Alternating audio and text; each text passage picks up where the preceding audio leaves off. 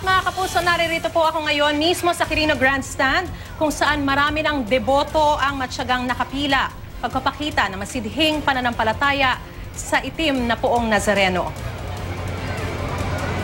Mga kapuso, bago nga maghating gabi kanina ay dinala na rito sa Quirino Grandstand ang imahe ng mahal na itim na poong Nazareno para sa taunang pahalik bago ang traslasyon. Dagsana ang mga deboto para makalapit at mahalikan ng poon.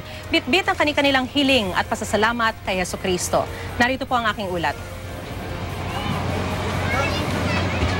Mula sa Rojas Boulevard, mahaba na ang pila ng mga debotong gustong makalapit at makahalik sa itim na poong Nazareno.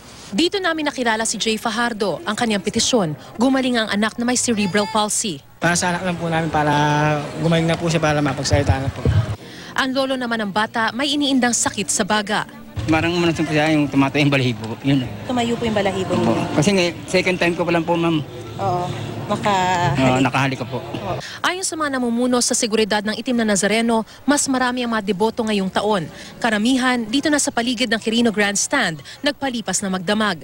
Isang kapistahan ng itim na poong Nazareno kung saan tunay na namamalas ang tindi ng debosyon ng mga Katoliko. Gaya sa pagkakataong ito, bago pa ang mismong araw ng traslasyon, narito na ang mga tao. Hindi iniinda ang init ng araw, haba ng pila, gutom at pagod. Makalapit at makahalik lang sa poong mahal.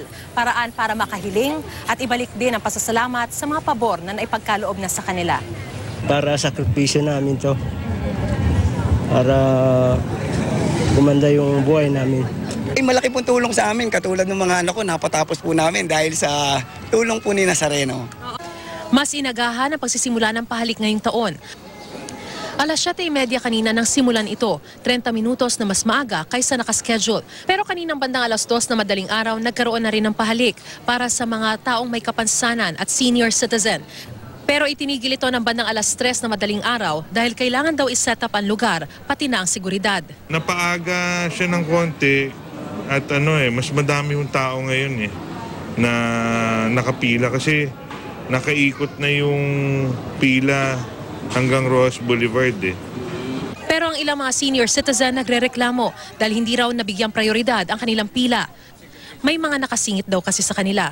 My only suggestion that there should be a segregation among senior and non-senior citizens because I put those seniors under the heat of the sun, ruling heat of the sun.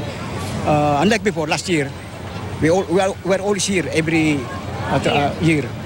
There was segregation. Now, I don't know what happened to this MMDA who planned this